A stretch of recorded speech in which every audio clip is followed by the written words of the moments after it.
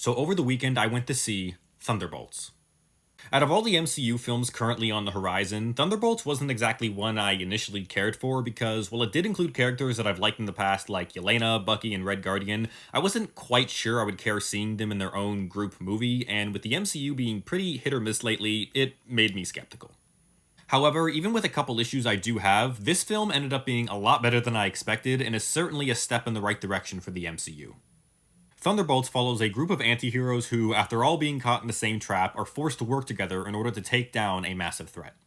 The first thing that sticks out about this film is just how grounded it feels compared to other recent MCU entries, as while the villain isn't exactly small scale, our team is largely one without any major superpowers, which kind of made this feel like a back to basics kind of movie.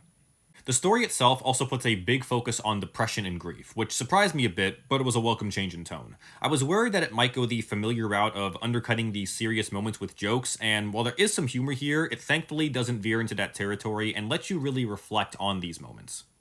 While all of the cast gives strong performances, the two standouts here were definitely Florence Pugh and David Harbour as Yelena and Red Guardian, who were probably my favorite parts of Black Widow in all honesty. Pugh manages to effectively convey that feeling of grief in multiple ways throughout the movie, while David Harbour, who delivers some good humor, also manages to portray that more fatherly side of him when it matters, resulting in some pretty interesting scenes between the two.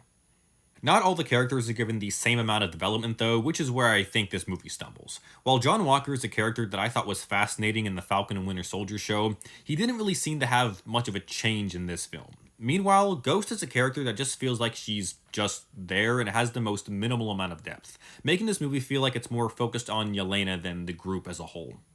That said, watching this mismatched group of characters interact with each other was always entertaining, especially near the end, which includes a very emotionally affecting scene, at least to me, that really brings this movie's themes full circle in a big way.